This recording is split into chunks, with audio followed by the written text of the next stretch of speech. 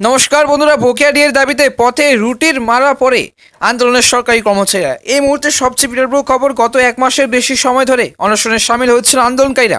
রবিবার ছিল আন্দোলনকারীদের অনশনের 44তম দিন। কেন্দ্রীয় হারে ডিএর দাবিতে মিছিল ও সভা করলেন সংগ্রামী যৌথ মঞ্চের সদস্যরা।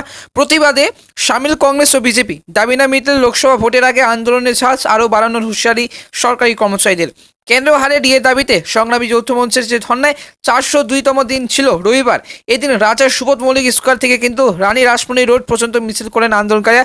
এই মুহূর্তে এসে জানা যাচ্ছে 404তম দিন ধরে তারা কিন্তু আজ 404তম দিন ধরে আন্দোলন করছেন।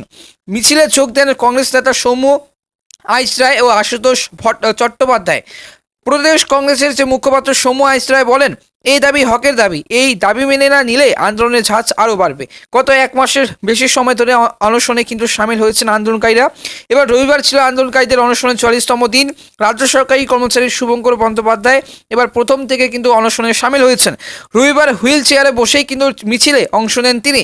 সংগ্রামী যৌথ মঞ্চের সদস্য শুভঙ্কর ভট্টাচার্য এবার কিন্তু কার্যত হুঁশিয়ারি দিয়ে বলেন যে মরে গেলেও কিন্তু আন্দোলন চলবে। তবে এই মুহূর্তে জানা যাচ্ছে তারা কিন্তু আন্দোলনের যে ঝাঁজ আরও বাড়াবে লোকসভা ভোটের আগে। যতক্ষণ পর্যন্ত তারা কিন্তু ডিএ পাচ্ছে না ততক্ষণ পর্যন্ত তারা কিন্তু আন্দোলন চালিয়ে যাবেন। তবে এই যে রুটির মারা পরে কিন্তু হাতে রুটি নিয়ে, মাথায় হাড়ি নিয়ে তবে মিছিলে সামিল হন সংগ্রামী যৌথ মঞ্চের সদস্যরা। সংগঠনের যে আহ্বায়ক ভাস্কর ঘোষ বলেন, সরকার দাবি না মানলে আন্দোলনের ঝাঁজ আরও বাড়বে। মিছিল শেষের পরে একটি সভা করেন সংগ্রামী যৌথ মঞ্চের সদস্যরা। তবে সেখানে কিন্তু যোগ দেন বিরোধী দলনেতা শুভেন্দু অধিকারী।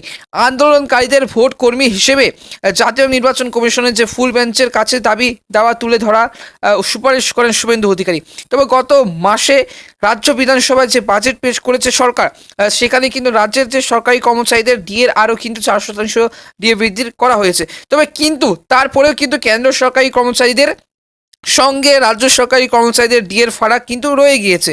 সেই ফারাক না মেটা পর্যন্ত আন্দোলন চালিয়ে যাওয়ার হুঁশিয়ারি দিয়েছেন সংগ্রামী যৌথ মঞ্চের সদস্যরা। গত মাসেই একগুচ্ছ নতুন কর্মচারী এবং কর্মসূচি ডাক দিয়েছিল সংগ্রামী যৌথ মঞ্চ। এর আগে কিন্তু 22 ফেব্রুয়ারি সরকারি অফিসগুলিতে কর্মবিরতি পালন করা হয়। পূর্ব নির্ধারিত সূচি অনুযায়ী এদিন সুবোধ মল্লিক স্কোয়ার থেকে মিছিল করেন তারা এবং আগামীকাল 6 ও 7ই মার্চ ধর্মঘটের কিন্তু ডাক দিয়েছে সংগ্রামী যৌথ মঞ্চের সদস্যরা।